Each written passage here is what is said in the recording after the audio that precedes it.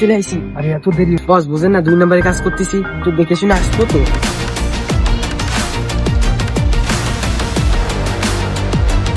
মসজিদের 5,000 টাকায় কি কিছু হয়? হ্যাঁ, অথচ আমাদের এই যে রঙিন পানির টাকা হয় না, বুঝো না? আমরা আমি কি দেখলাম,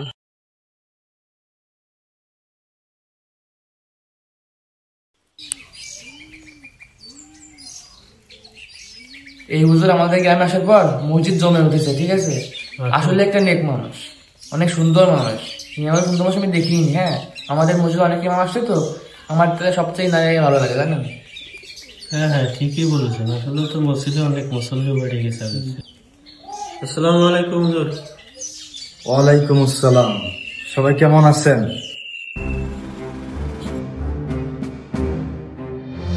কি রে, টাইম দিলাম এখনো আসতেছে না, বুঝলাম না তো। বেতন কমাই দিছি হবে না, আমার কাজের সময় ধরে না পাই।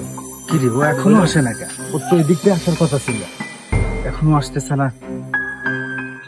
ওর তো বেতন করে কমাই দিতে হবে না। বস বস আমি চলে আইসি। আরে এত দেরি বস, বুঝেন না 2 নম্বরে কাজ করতেছি, তো দেখে শুনে আসবো তো। এই বাগান বগন দিয়ে বুঝতেছেন না বিষয়টা। আচ্ছা যাই হোক, সবই বুঝছি। 2 নম্বর কাজ করতে গেলে একটু সবাই চায়ে পড়ে থাকে, বুঝিস নি যে আমরা কি করি না করি। মানে এই মাসের হিসাবটা দেখতে পারি।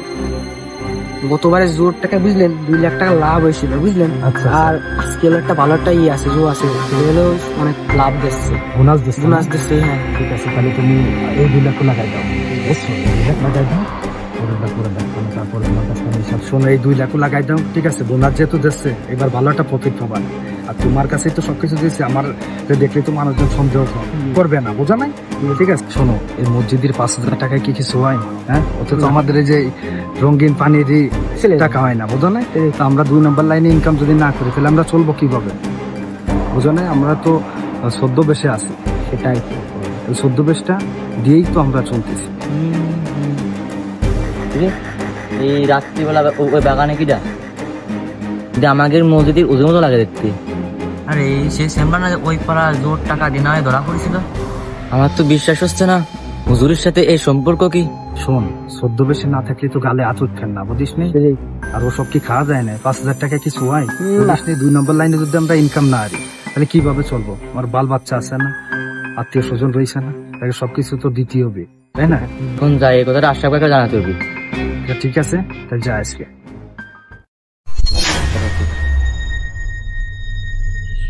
আশরাফ কাকা, আশরাফ কাকা আমি কি দেখলাম।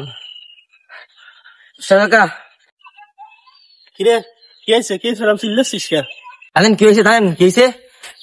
আরে কি হয়েছে? কি হয়েছে? বল বল, না গাবাই বল, কি হয়েছে বল। আমি যা দেখছি, আপনি দেখলে আপনার মাথা নষ্ট হয়ে যাবে না, জানেন।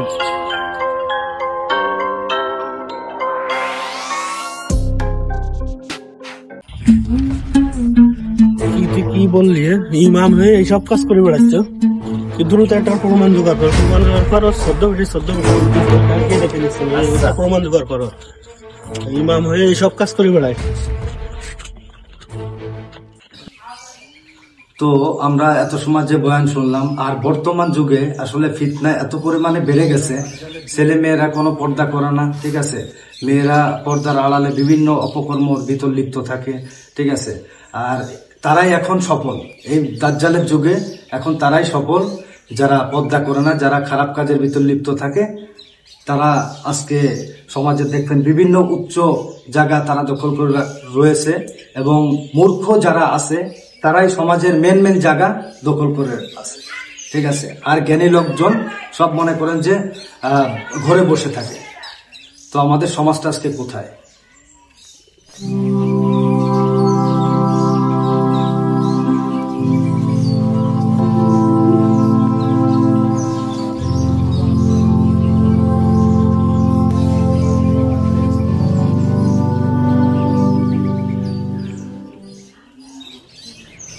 আপনারা সবাই একটু বসেন, আপনাদের সাথে কথা আছে। আজকে মসজিদের একটা লোকের ছদ্মবেশ আপনাদের মাঝে আজকে উন্মোচন করবো।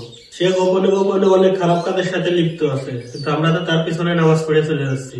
সবকিছু যদি আপনারা জানেন, তো আপনারা সবাই সিদ্ধান্ত নেবেন যে তার পিছনে আর আমরা নামাজ পড়বো না। সে আর কেউ না, আমাদের মসজিদের স্বনামধন্য ইমাম সাহেব। কি বলতেছো আমাদের ইমাম সাহেবের নামে? আপনি যে এইগুলো বলতেছেন, আপনার কাছে উপযুক্ত প্রমাণ আছে? আমি উপযুক্ত প্রমাণ ছাড়া কোনো কথা বলিনি আপনাদের। প্রমাণ আমার কাছে তো অবশ্যই আছে। এই দেখেন। কই দেখি দেখি দেখি।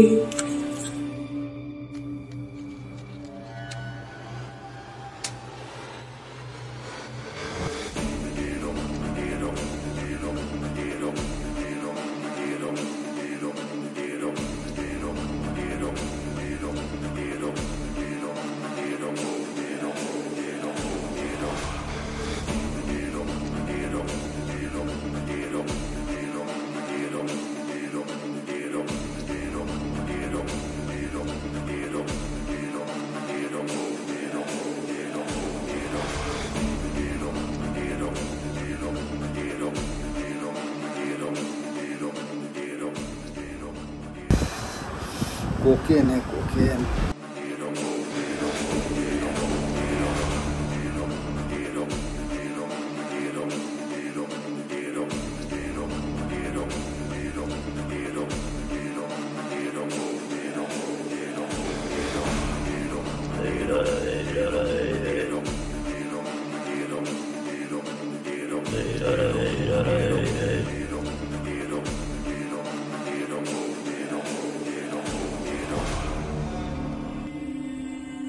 আমরা কার পিছনে নামাজ পড়তেছে যে শব্দ বেশি? আপনার উপকরণ